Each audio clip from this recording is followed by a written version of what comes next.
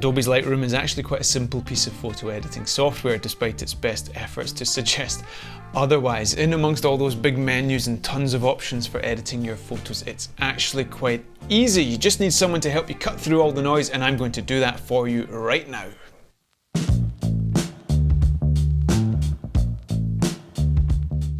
Stewart here, and welcome to another video in our photo editing series. Now, when I started out using Lightroom many years ago, I found it quite complicated and unintuitive, if I'm honest, and in some respects not a lot has changed. But one thing that is important to point out is that as a beginner photo editor, if you don't know what you're trying to achieve, then your software is not really going to help you get there. Even if you know what all those buttons do, you need to have some kind of strategy and some kind of workflow for editing that photo. Otherwise, you're just going to get lost in amongst all the various HSL curves, saturation adjustments, clarity, texture, vignettes, etc., etc. So, the strategy I'm going to give you is as follows.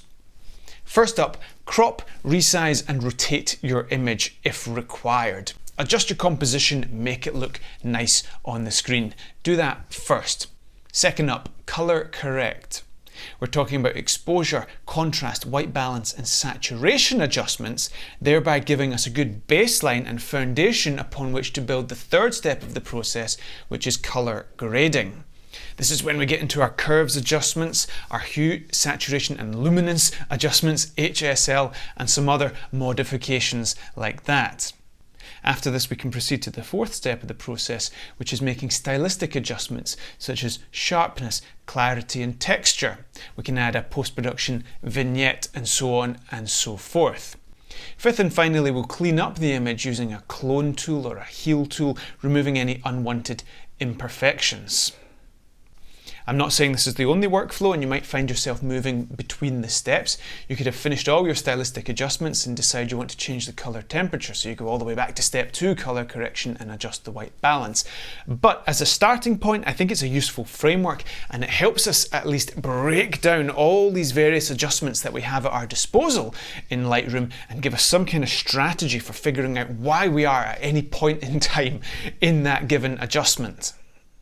Before we jump into the software itself, one issue that people have with Adobe Lightroom is the only way to access it is to pay $10 a month or £10 a month for the Lightroom/Photoshop combination, and that runs into perpetuity, so you're talking about £120 or $120 per year, which is quite expensive, and added to that, most of us will never scratch the surface of the Photoshop functionality, incredible though it is. So, as an alternative, one of the partners that we have here on the channel is a piece of software called Luminar. At the time of filming, Luminar 4 is still the current software. They have Luminar AI, artificial intelligence, coming out.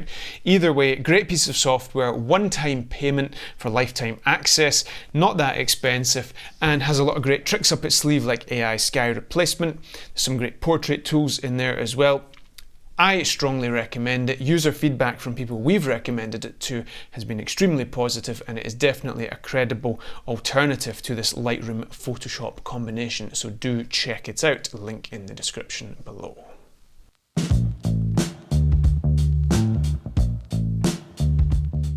When you open Lightroom for the first time, you'll be asked to create a catalogue. This is where all your files are located within the software.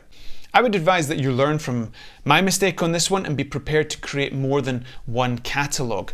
Maybe if you're doing photos from a family perspective, you do it one catalogue per year, or maybe you have one catalogue per camera if you're a professional, or one catalogue per project even. But in one way, shape or form, find a way of breaking it down into manageable chunks that suits your pursuit.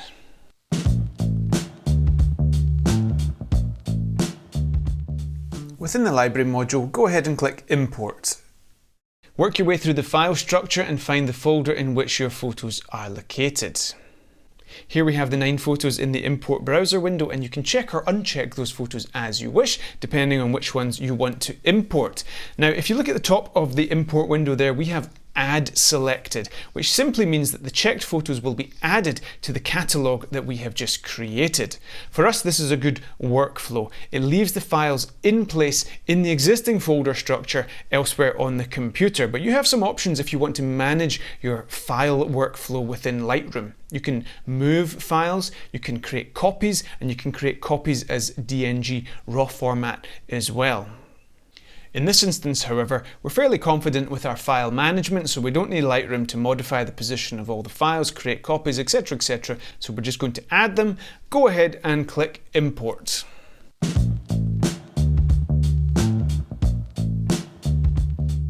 The ability to create composite panoramas and HDR photos is one of the strongest reasons to buy Lightroom over some of the competitors, and it's very, very simple to do, so I'll show you now.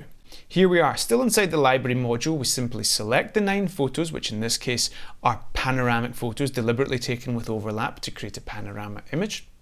Right click, go down to Photo Merge, and you'll see the 2 options, HDR and Panorama. Now obviously if you've selected 5 auto exposure bracketed photos for HDR, you click HDR, but in this case we're going to select Panorama. Up comes the preview, and in this instance it's already automatically cropped and it looks fantastic. You can uncheck that, however, and try the boundary warp option, which can be very good for maintaining the size of the panorama if there's nothing at the periphery of the frame that's going to look distorted when the software does indeed distort the image. In this instance, however, we will go with auto crop and click merge. And there we have it, the 10th photo in our catalogue, a lovely panorama that we will use to demonstrate the photo editing functions of Lightroom.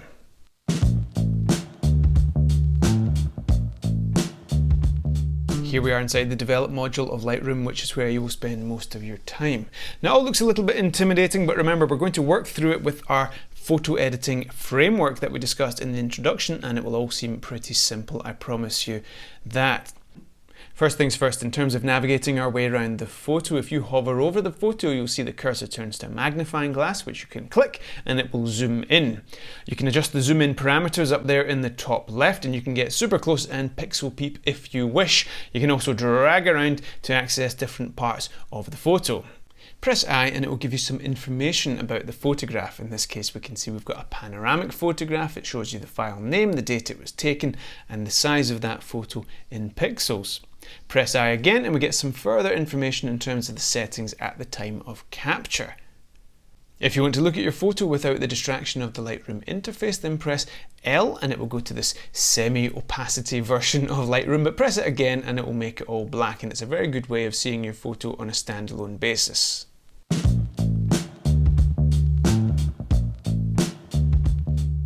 As per the photo editing framework, let's crop and rotate our image as required. Now you can go up to that box there under the histogram and click on it, or you can just do what I do by default, which is press R, and this brings in the various range tools. Play around manually with the various compositions and aspect ratios, or you can use one of the presets. If you're creating a YouTube thumbnail, for example, then you know the aspect ratio is 16:9, so select that and move the photo underneath that grid to figure out the best composition for your thumbnail. If you want to rotate the image to straighten out horizon, for example, then grab outside the grid and move your cursor up or down to rotate that image.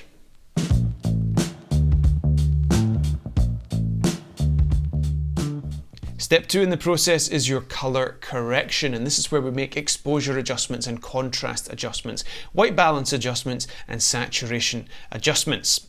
Now with reference to the histogram, we can see here that we have a lot of shadows down in the far left of the image and not a whole lot else, quite frankly, in that image. We've got quite a lot of highlights in the sky and not a huge amount in the midtones. We want to even that out a little bit, and you can see it there with your eye. We have a silhouetted ground and we have a fairly bright sky. Keeping an eye on the histogram, if we grab the exposure slider and pull it to the right, we increase the brightness of the entire image. Now that might sort out our problems with the ground, but it just adds to our problems with that blown out sky. So we're going to have to be a little bit more nuanced about this. All that ground landscape, of course, sits within the shadows. It's the dark part of that image. So go to the shadow slider and pull it to the right.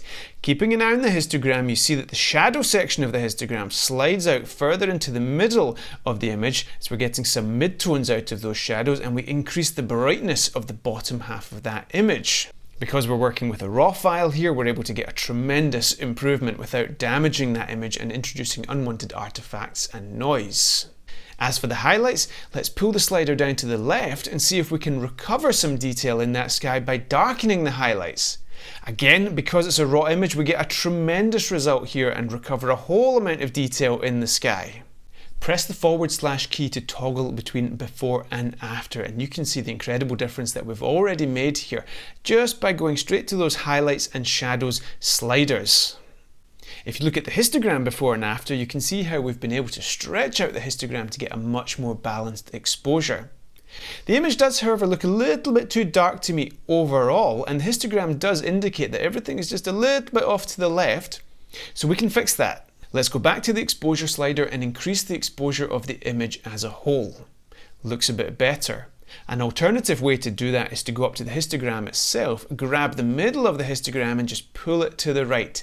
It helps you work with that visual depiction in the form of the histogram and make your exposure adjustments accordingly. If required, you can make some white balance adjustments here. You can see that I've warmed up the image, it looks quite nice, or stylistically you might choose to cool it down.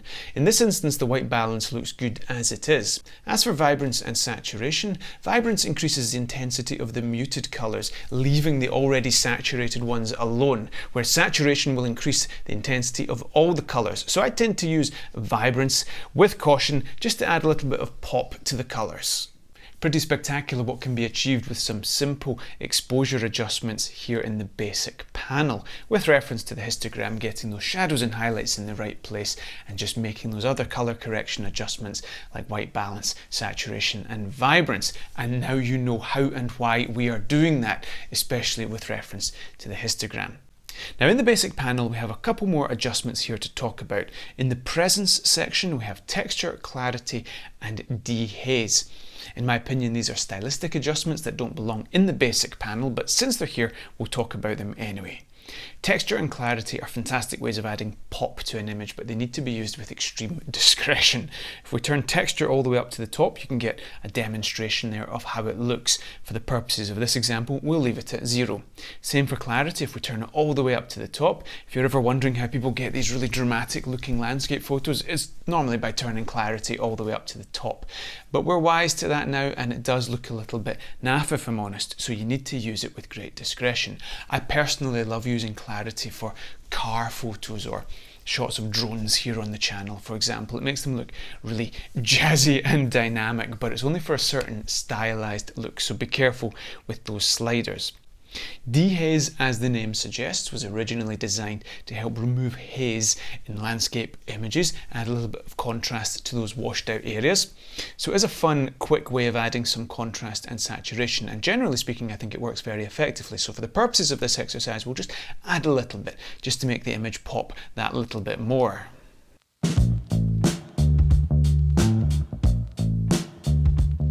In a nutshell, the tone curve is another way of adding or removing contrast from your image. Now, contrast is the relationship between the blacks and the whites in the image, the highlights and the shadows.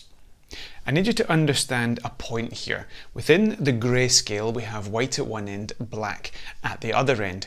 We can set our image and calibrate it with black and white. So we want the blacks to be black and we want the whites to be white. And that's what we're doing here for the purposes of this demonstration. We want a fairly accurate real-life representation of the real world with our photo. Now, if we look at the histogram, we can use that as a guide to make sure that our white point is set accurately and our black point is set accurately. Press J to show clipping on your image. That will depict in blue crushed blacks. What that means is that you have sections of the image that are underexposed, thereby leading dark shades of grey to show as black in the image. You've crushed those blacks. Now, for the purposes of this exercise, we don't want to do that. Similarly, at the other end of the spectrum, if we have overexposed our highlights, that's going to push bright shades of grey up into the white point, and they're going to be depicted as white. Now, generally speaking, we don't want to do that. We want all that nice dynamic range to be depicted within our white points and our black points.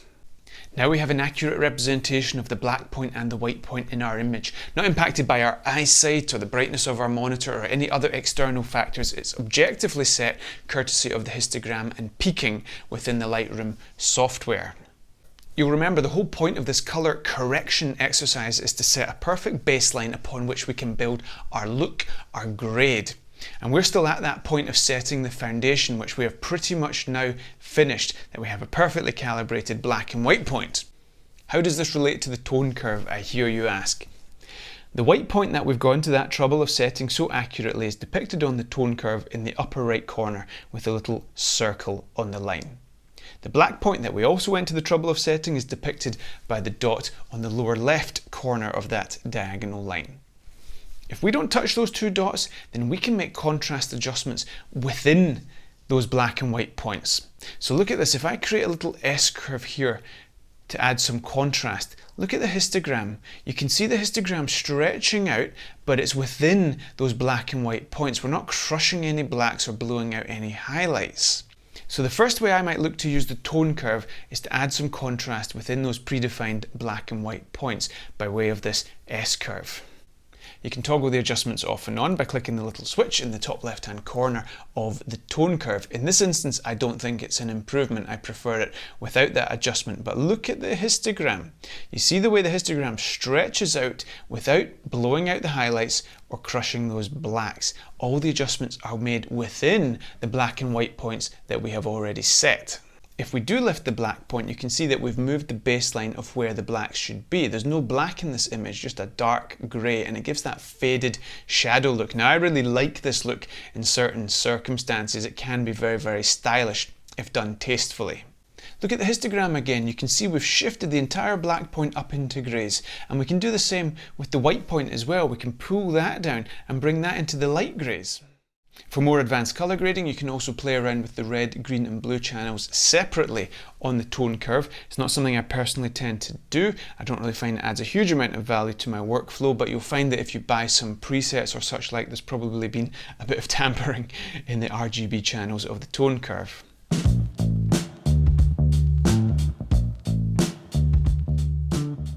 HSL stands for hue, saturation and luminance, and now we are firmly into the third step of our photo editing process, which is colour grading. We are adding a look to proceedings. Now that would have started up in the tone curve if you made any adjustments there, but I recommend you probably come to HSL instead. Personally, I find the RGB channels of the tone curve quite hard to control. They can have some very dramatic impacts very quickly, whereas HSL is a little bit more subtle, on the assumption of course that we're going for a fairly realistic look with our photo editing.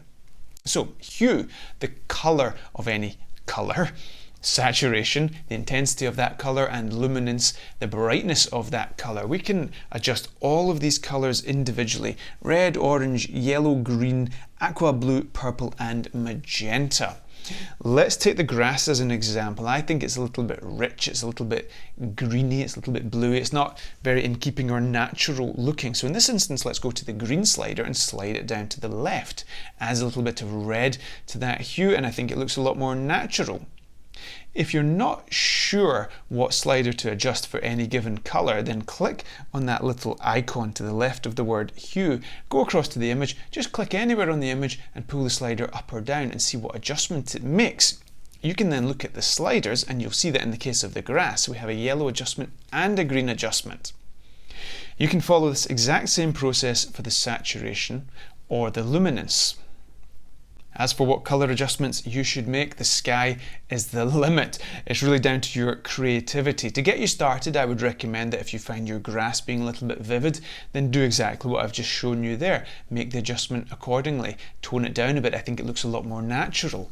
Another adjustment that people do a lot is just to strip a little bit of blue out of the sky and move things into the aqua range.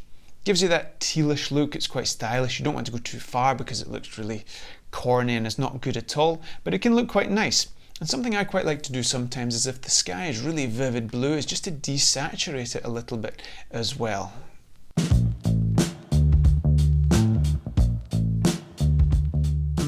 The colour grading panel is Lightroom's new version of its former split toning panel. Now, it's not something I use. I think it's used for very strong kind of cross-processing looks and I just don't really bother with it. But in a nutshell, it allows you to add some colour to the shadows, add some colour to the midtones and add some colour to the highlights individually.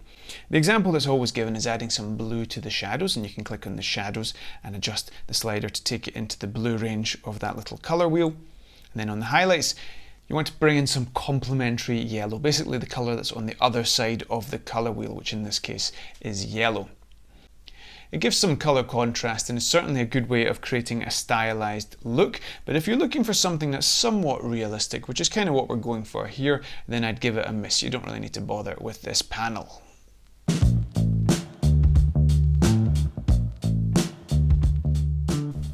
In the detail panel, we can add some sharpness and noise reduction.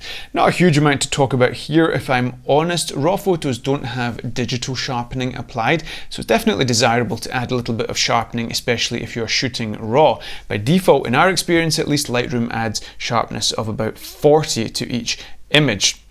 As for noise reduction, it can be a lifesaver if you have loads of undesirable grain in your image because you had to shoot on a very high ISO. Just be careful, however, because it can create a bit of a watercolor effect when it starts blending and merging all those pixels to get rid of all of that noise. It can make faces in particular look a bit plasticky, and you don't really want that.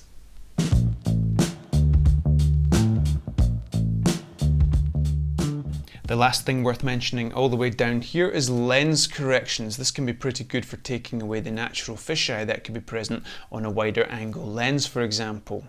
Lightroom also has a bunch of presets in there for various lenses and various cameras, so they can be quite effective at taking off the fisheye effect. We have some GoPro presets, for example, which will help you edit RAW photos here in Lightroom.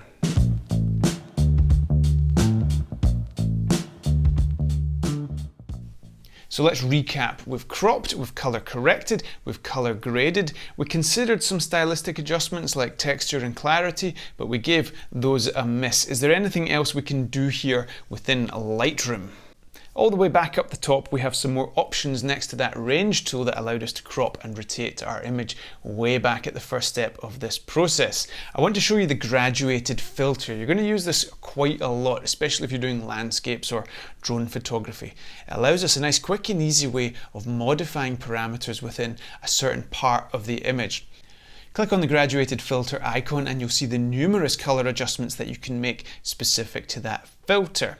Now let's say we wanted to brighten up the landscape. Let's just put in an approximate exposure increase of 1 stop. It's a good starting point, and then we go across to the image and drag on that filter, and boom, there you can see the adjustments being made. Now it's a little bit too strong in this case, so we can now adjust it, and we can make all manner of adjustments after that you can see only affect the bottom half of that image, and they fade out nice and smoothly, so it is a graduated adjustment. It's not a hard stop between those changes and the previous image. For a visual depiction of the mask you've just created, press O and you will see that the mask appears in red. A really cool tip is if you want to add or subtract from that predefined graduated filter mask, click on the brush option and you'll be able to add to that mask, or you'll also be able to erase from that mask, so you're not stuck with that straight line. You can make any adjustments you wish. In this instance, we don't need any of that, so we'll undo it and let's create a graduated adjustment for the sky. Click on New, and I think what we'll do is we'll just add a little bit of purple to the sky. So we'll drag the slider up into the purple and we'll add the mask, and again it's far too much, so we'll just slide it all the way down to the point at which we're comfortable, and here we have a nice big roll off between that mask and the image underlying it underneath.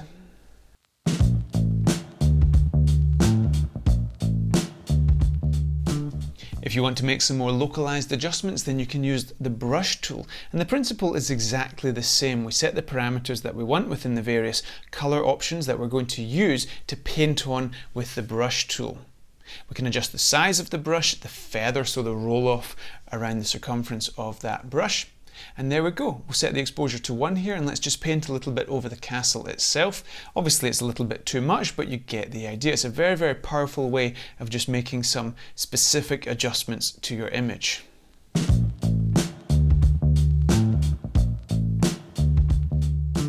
Wrapping up this edit, let's look at the 5th stage of the process, which is cleaning up any unwanted elements within the frame. Now Lightroom has a couple of fairly effective tools here, the clone and heal brushes.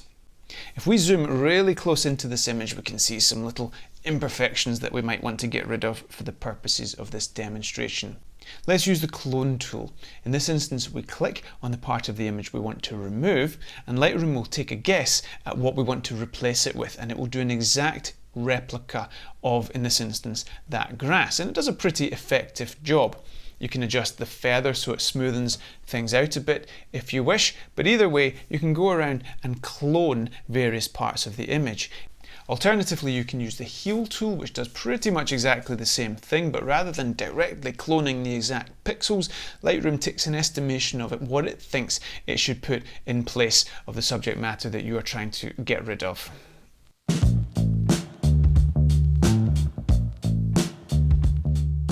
Finally, if you want to export those images, then you just go to File, Export, pick your settings for your quality and your destination folder for the file, and you are good to go.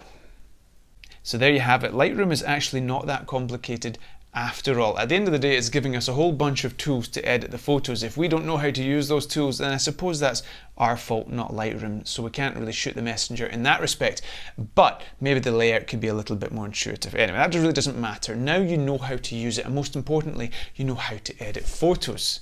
Now, as you know, we recommend the Luminar software here on photo editing. I do like Lightroom and Photoshop, but at the end of the day, it's quite expensive, especially if you don't need all that Photoshop functionality. Luminar, in my opinion, is a lot more intuitive to use. It's a lot more accessible. It's got some great tricks in there like the AI sky replacement, and it's got some more powerful clone and stamp object removal tools, which I think is very good for image manipulation. It's a good piece of software. Do check out the link in the description to that. We are a partner and we will earn some commission should you purchase it, but that of course does not impact our recommendation. Anyway, hope you found that useful. Many of you will have been using Lightroom a lot longer than me, so leave your comments and your feedback below. Help people out who are starting off this journey, especially if you have years and years experience under your belt. Look forward to hearing from you, and we will see you next time.